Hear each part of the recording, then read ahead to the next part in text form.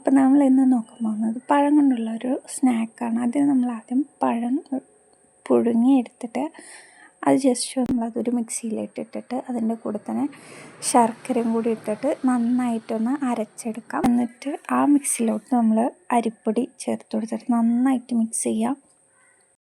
നല്ലതുപോലെ മിക്സ് ചെയ്ത് കൊടുത്തതിന് ശേഷം നമ്മളതിലോട്ട് ഇച്ചിരി നെയ്യാണ് ആഡ് ചെയ്യാൻ പോകുന്നത്. 1 ടീസ്പൂണോളം നെയ്യ് ആഡ് ചെയ്യുക.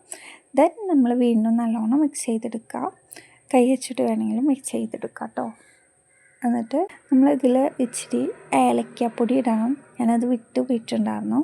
അതും കൂടി ഇതിലോട്ട് ഇട്ടിട്ട് നല്ലതുപോലെ മിക്സ് ചെയ്യാം. ദെൻ നമുക്ക് ഇഷ്ടപ്പെട്ട ഷേപ്സിൽ അത് പരത്തിയെടുക്കാം. നമുക്ക് ഇലയട ഉണ്ടാക്കുന്ന പോലെ ഇലയിൽ വേണമെങ്കിലും ജസ്റ്റ് കുമ്പിളപ്പം എടുക്കുന്ന പോലെ ചെയ്തിട്ടെടുക്കാം. എന്നിട്ട് നമുക്കിതൊന്ന് ആവിയിലിട്ടൊന്ന് വേവിച്ചെടുക്കണം. ഒരു 20 മിനിറ്റോളം നമ്മളിത് ആവിയിൽ വെച്ചിട്ട് വേവിച്ചെടുക്കാവുന്നതാണ്.